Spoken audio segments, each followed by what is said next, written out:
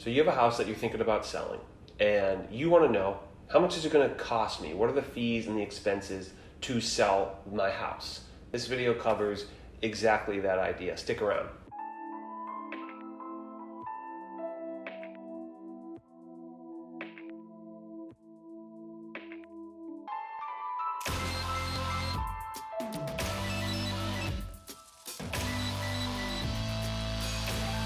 How's it going, y'all? My name is Jesse Lynch. I'm a real estate agent in the Twin Cities, but this YouTube channel is devoted to two of my biggest passions, one of which is teaching people about real estate, buying, selling, investing in real estate. I'm obsessed. The second of which is showing people this amazing place that I live, the Twin Cities of Minnesota. So if either one of those things appeal to you, do us both a favor, subscribe to this channel, click the little bell to get notified, and leave a comment, say what's up. So if you have a house that you're considering selling and you want to figure out what the expenses are, this video will cover exactly that. I will go over all of the most common expenses that you're going to see when you sell a house. So before you reach out to a real estate agent, you can have a pretty good sense of what it's going to cost you in the end when you sell a house.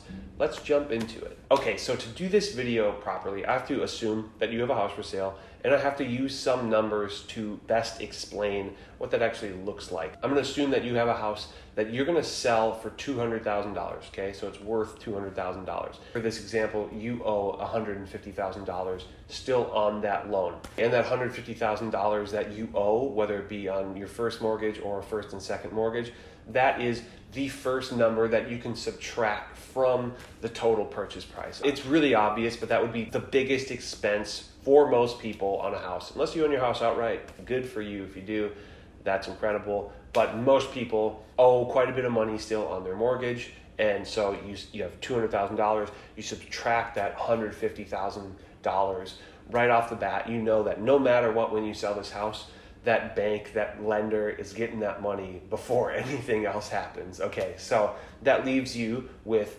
$50,000 to work with from there.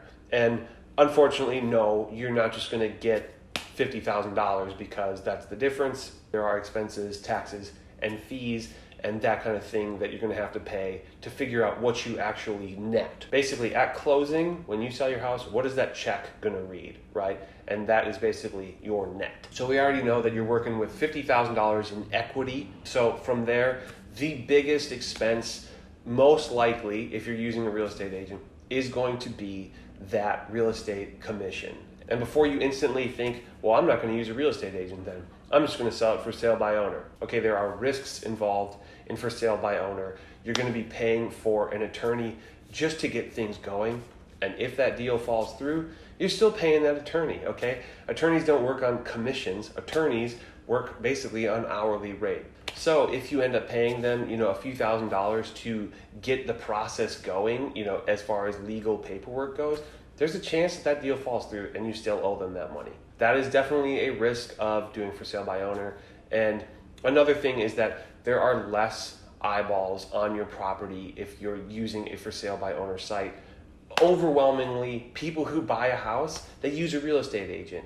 That'd be like if you had a store in a mall, okay, there's a ton of people in the mall, they're looking at all these different shops, they have all these different potentials of places that they can go buy a product, but your store is hidden in a corner and there's a special combination on the door that you have to figure out to get in. That's basically what selling by owner is. Power of having a house on the MLS, the real estate market, is all of the eyeballs that are on your house, all of the potential buyers who now are looking at your house. And if you have for sale by owner, you have way less eyeballs on that property. It's just a fact. So back to that commission, that is the biggest chunk of money that you're gonna be paying out. And for the record, you negotiate a commission with the listing agent. By law, commissions are negotiable, okay? You could arguably negotiate a real estate agent down to a 0% commission. That is entirely legal. Whether or not you're going to get their help is a different story. Whether or not they're going to agree to it is a different story. I will say, and this can get a little dicey, but there isn't a standard rate. I will say that the most common commission percentage that you'll see is 6%. And so I'm going to use 6% for this example to make it easy across the board. But know that you could negotiate a lower commission with an agent. Whether or not they will, no guarantees. And some agents also charge a higher commission than that. Depends on the agent. Again, it's all negotiable. So for a $200,000 house, a 6% commission is $12,000. Or you think, oh, I don't want to pay my listing agent $12,000. Technically, you are paying that agent's brokerage $12,000. But in the real estate world, agents have agreed to be cooperative in the regard that they will list a house and they will cooperate and agree to pay the buyer's agent a certain percentage. That percentage, again, is negotiable. I've seen as low as 1.5% and as high as 3% to the buyer's agent. A really common number is 2.7%.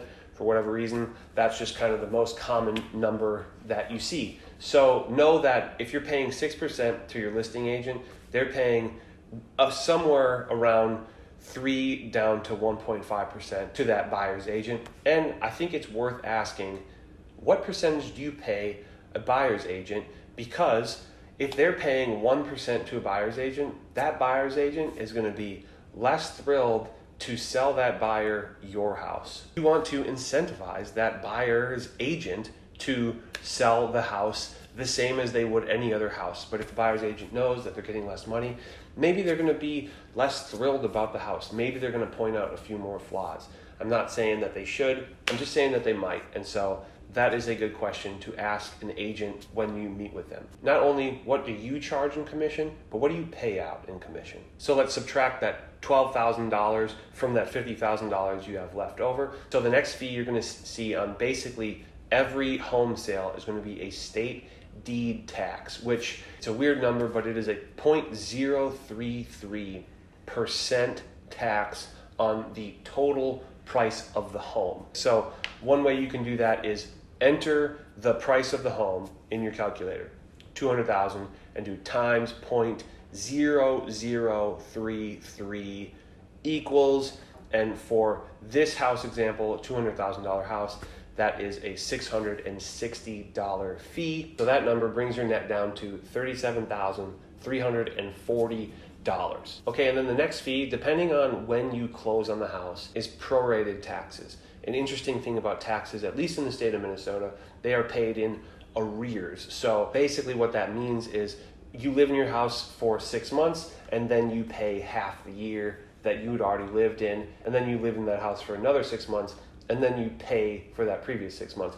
But say, like right now it's August, that's partway through that time period. So 3 months into that 6 month thing, you have not paid taxes yet. And when the new buyer takes possession of the house, they don't want to pay taxes for the 3 months that you already lived in. So at closing, you're going to prorate your taxes. So for the sake of this house, I'm going to say that annual taxes are $3,000 a year, and you've already paid for half the year, and now you basically have half of the last half. So a quarter of the annual taxes that you're going to have due at closing, and that is $750, which brings your current net to $36,590. The last thing that is going to change from house to house, and maybe you'll end up paying this, maybe you won't, is the buyer's closing costs. That number very typically is going to be around 3% of the sale price of the house. So in this situation, $600,000. But before you get worried about that, typically in a pretty strong market, if the buyer is asking the seller to pay closing costs, they're going to increase that purchase price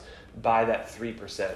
That's something that I do all the time if I'm working with buyers who need their closing costs covered because they don't have $6,000 working around. Very specifically, in a $200,000 house, I'll offer $206,000, and then the sellers pay the closing cost. And it's basically a wash. You don't net any more or less than you would have if they just paid it on their own, but the buyers don't have to come out of pocket with all that cash. So for this one, we're gonna say that nothing changes as far as paying the buyer's closing costs. Okay, and then basically there are just a few more fees left over that they basically don't change from transaction to transaction. The first one is just called a closing fee.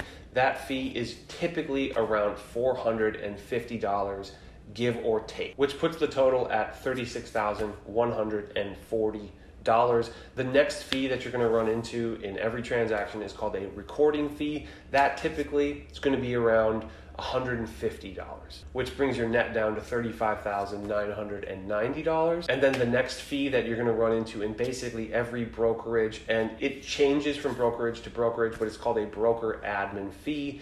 It is fundamentally unavoidable, and it ranges from somewhere around $400 to $800. My brokerage is around $400 on the selling side. So that brings your net down to $35,590. And now the next two things are super, super optional. I would say that I don't see them super often. It depends on the situation. The first one is a home warranty. Sometimes a buyer is going to request a home warranty from the seller. Sometimes in the purchase agreement, the buyer will say, yes, I want a home warranty, but I intend on paying for it on my own, and then that doesn't change your net at all. Sometimes they're going to ask the seller for a home warranty. In a really hot market, not that common, but it does happen.